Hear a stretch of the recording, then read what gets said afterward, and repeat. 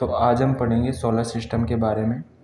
Solar system में हम सबसे पहले पढ़ेंगे खगोलीय पिंड। खगोलीय पिंड क्या होते हैं, इनकी परिभाषा देखेंगे। सूर्य, चंद्रमा तथा वे सभी वस्तुएं जो रात के समय आसमान में चमकती है वे खगोलीय पिंड कहलाती है। कुछ खगोलीय पिंड बड़े भी होते हैं, कुछ गर्म होते हैं, कुछ गैसों के भी बने होते हैं। खगोलीय पिंडों में तारे, ग्रह, क्षुद्र ग्रह, उल्का पिंड तथा अन्य ये सभी आते हैं। कुछ खगोलीय पिंड रात के समय आकाश में चमकते हैं, ये तारे होते हैं। इनके पास अपनी ऊष्मा, अपना प्रकाश होता है जिसे वे बहुत बड़ी मात्रा में उत्सर्जित भी करते हैं। हमारा सूर्य भी एक तारा ही है जो कि पृथ्वी की सबसे निकटतम तारा है। रात के समय हम अनगिनत तारे देख सकते हैं। ये हमसे बहुत दूर स्थित होते हैं, इसलिए हम इनकी ऊष्मा और प्रकाश को महसूस नहीं कर पाते हैं। ये बहुत छोटे दिखाई देते हैं। कुछ तारे समूहों के रूप में भी होते हैं जिन्हें नक्षत्र मंडल कहा जाता है। विभिन्न तारे मिलकर एक समूह बनाते हैं, एक आकृति बनाते हैं, विविध प्रकार की आकृतियाँ बनाते हैं जिन्हें नक्षत्र मंडल कहा जाता है। उदाहरण के लिए सप्तऋषि जो कि 7 तारों का समूह होता है। इसके अलावा अर्सा मेजर। ध्रुव तारा उत्तरी दिशा को बताता है। पहले लोग दिशा का ज्ञान प्राप्त करने के लिए इस उत्तरी ध्रुव तारे को देखते थे। यह आसमान में हमेशा एक ही स्थान पर रहता है।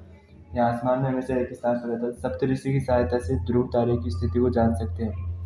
जैसे कि सप्तऋषि मंडल जो है उसके संकेतक तारे आपस में अगर हम उनको मिलाएंगे तो एक काल्पनिक रेखा खींची जाए और उसे आगे की ओर बढ़ाया जाए तो उत्तरी ध्रुव तारे को बताएगा जो कि उत्तर दिशा को बताता है। कुछ खगोलीय पिंडों के पास अपनी ऊष्मा व प्रकाश भी होता है जिन्हें तारे कहते हैं, लेकिन कुछ के पास अपनी ऊष्मा और प्रकाश नहीं होता है, उन्हें ग्रह कहते हैं।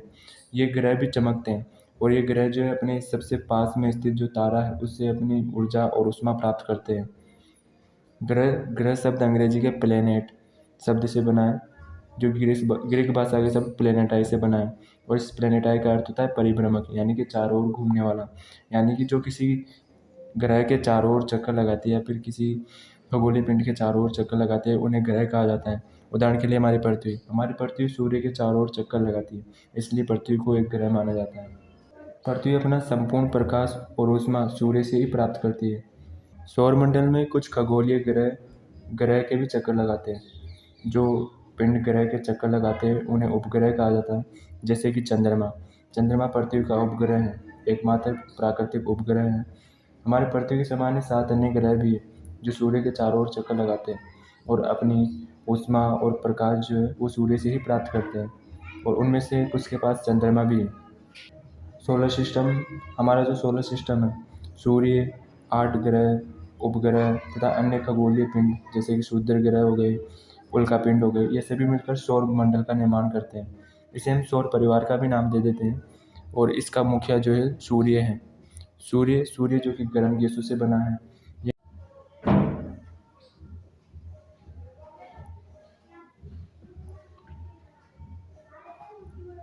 सूर्य अत्यधिक गर्म गैसों से बना है। सूर्य सौरमंडल के केंद्र में स्थित है। इसका खिंचाव बल इतना अधिक है, इसकी ग्रेविटी इतनी अधिक है कि ये पूरे सौरमंडल को बांधे रखता है। इसी कारण बाकी सभी ग्रह और अन्य ग्रह जैसे क्षुद्र ग्रह, उल्का पिंड, ये सभी सूर्य के चारों ओर चक्कर लगाते हैं। इसकी संपूर्ण ऊष्मा को हम महसूस नहीं कर पाते हैं क्योंकि यह हमारा नज़दीक का तारा होने के बावजूद भी हमसे बहुत दूर स्थित है, जो कि लगभग 15 करोड़ किलोमीटर दूर स्थित है। पृथ्वी की अगर हम बात करें तो सूर्य से दूरी के हिसाब से ये तीसरा ग्रह है और अगर साइज के हिसाब से बात करें तो सौरमंडल का 5वां सबसे बड़ा ग्रह है। पृथ्वी हमारे सौरमंडल का सबसे अद्भुत ग्रह है क्योंकि जीवन के लिए अनुकूल परिस्थितियाँ केवल हमारी पृथ्वी पर ही पाई जाती है, क्योंकि यह न तो अत्यधिक गर्म है न ही अत्यधिक ठंडी है। यहाँ पानी और वायु भी उपस्थित है जो हमारे जीवन के लिए अत्यंत आवश्यक है। इसे नीला ग्रह भी कहा जाता है क्योंकि अगर हम इसे अंतरिक्ष से देखेंगे तो ये हमें नीले रंग की दिखाई देगी क्योंकि इसकी 2/3 सतह जो है पानी से ढकी हुई है। चंद्रमा हमारी पृथ्वी का एक प्राकृतिक उपग्रह है और इसका व्यास लगभग पृथ्वी के व्यास का लगभग 1/4 है। यह हमें इतना बड़ा इसलिए दिखाई देता है क्योंकि अन्य खगोलीय पिंडों से अपेक्षा यह हमारे बहुत नज़दीक स्थित है और यह हमसे लगभग 3,84,000 किलोमीटर दूर स्थित है। चंद्रमा की परिस्थितियाँ जीवन के लिए अनुकूल नहीं हैं क्योंकि इसकी सतह पर पर्वत, मैदान, गड्ढे हैं जो कि चंद्रमा की सतह पर छाया बनाते हैं।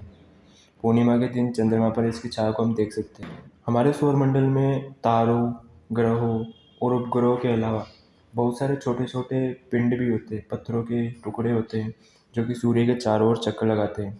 इन टुकड़ों को क्षुद्र ग्रह कहते हैं और ये क्षुद्र ग्रह मंगल और बृहस्पति की कक्षाओं के बीच देखे जा सकते हैं।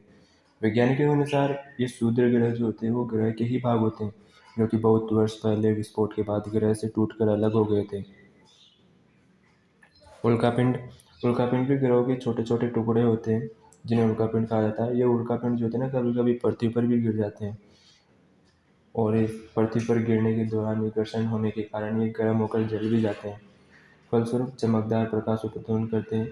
कभी कभी कोई उल्कापिंड जो है बिना जले भी पृथ्वी पर गिर जाता है, जिससे पृथ्वी पर जो गहरे गहरे गड्ढे बन जाते हैं और इनसे झीलों का भी निर्माण भी हो सकता है। जब इनमें पानी भर जाता है वर्षा ऋतु के दौरान तो झीलों का निर्माण। बहुत सारे तारे, ग्रह, उल्कापिंड, क्षुद्र ग्रह ये सभी मिलकर एक सौरमंडल का निर्माण करते हैं और ऐसे ही बहुत सारे सौरमंडल मिलकर एक आकाशगंगा का निर्माण करते हैं यानी गैलेक्सी।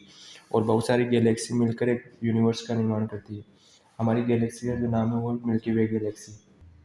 भूगोल को अंग्रेजी में ज्योग्राफी करते हैं और ज्योग्राफी शब्द ग्रीक भाषा से लिया गया है और इसका अर्थ होता है पृथ्वी का विवरण। और ये दो शब्दों से मिलकर बना है, एक जियो प्लस ग्राफिया। जियो का मतलब होता है पृथ्वी